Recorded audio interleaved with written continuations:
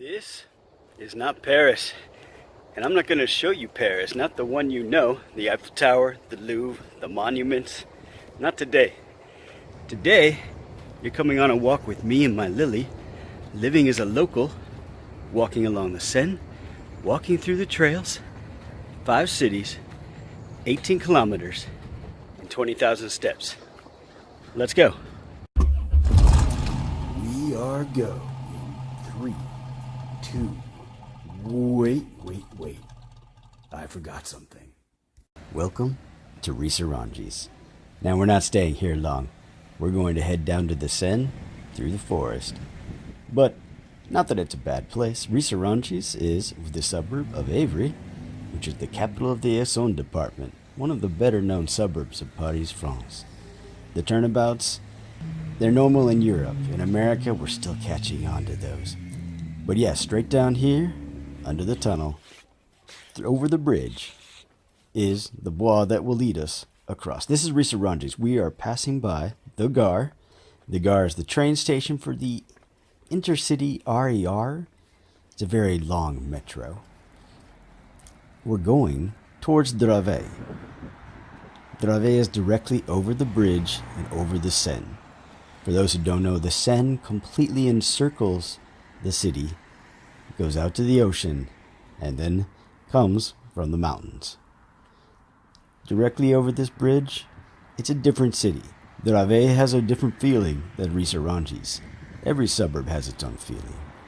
The floral shops, everyone knows the floral shops.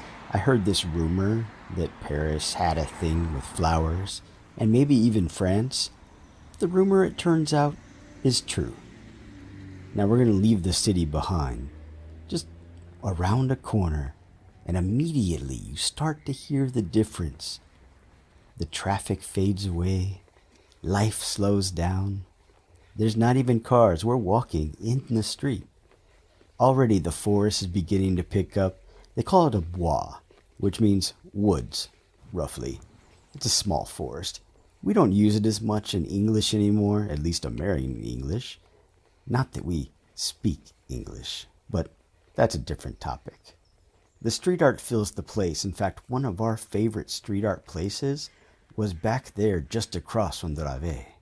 But here, we're leaving Dravet. More and more, we're heading out of the city. This road here, no one else walking it at the moment, are the last houses on the outskirts of Dravet. They have a good life here.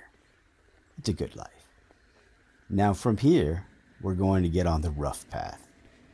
People come out here. Dogs come out here. Birds live out here and go crazy around this place. They love it. Now this path, my LiLi discovered, and we came down here together, and we've been walking it ever since. And it's not just one path. There are many different paths that lead off all around. From the right, from the left, going through gardens, going through the woods themselves. And now, if you think it's green right now, then you probably spend a lot of time in Texas like I do, which means that it doesn't get a lot of rain in Texas. Here, it's the opposite. Paris is definitely governed and run by and fueled by water, and the green shows it. Just look at that. The entire field is lush. Now, spring was still coming when I was recording this, so the green had just started. It will be booming by the end of spring. And when autumn comes and these trees fade, it is one glorious palette that gives the northeast area of the United States a run for its money. Down here, we're starting to get into the city of Soisy-sur-Seine. In fact, we're crossing the line pretty much that divides Dravet from Soisy. There's a gypsy encampment right down there. They live along the shores of the Seine. And we're going to get to the Seine soon enough. We are on our way. Right down this road, a little while longer, is the Seine.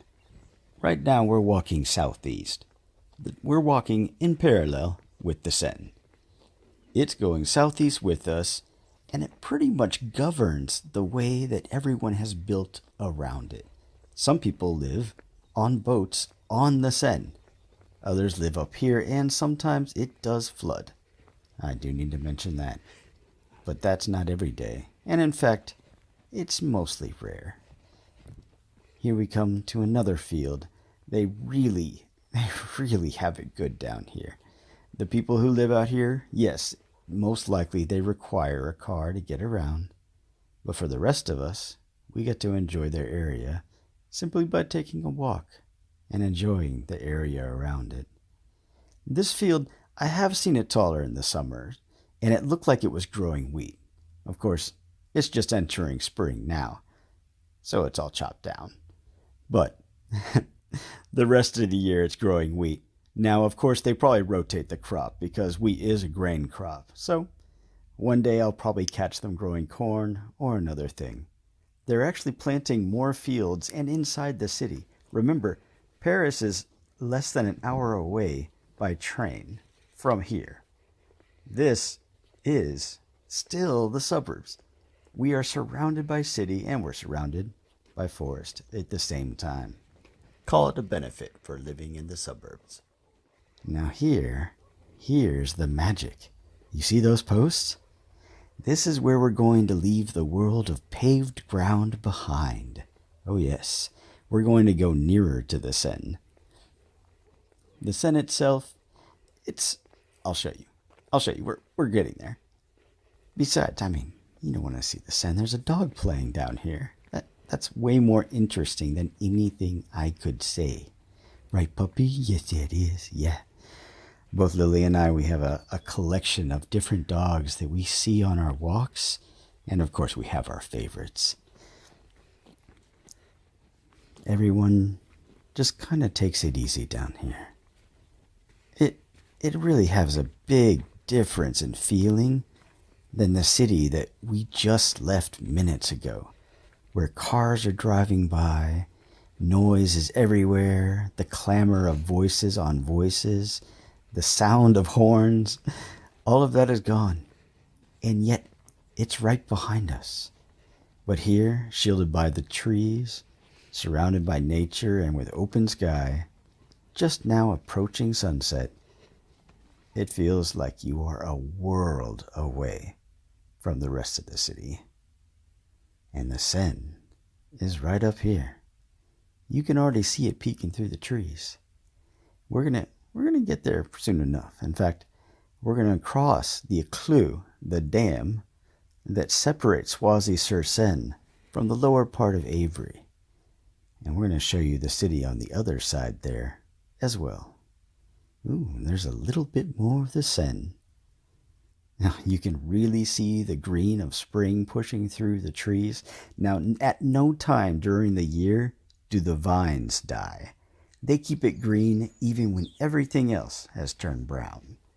The vines, it takes a lot to kill them because there have been frost, there have been snow, and they keep pushing through.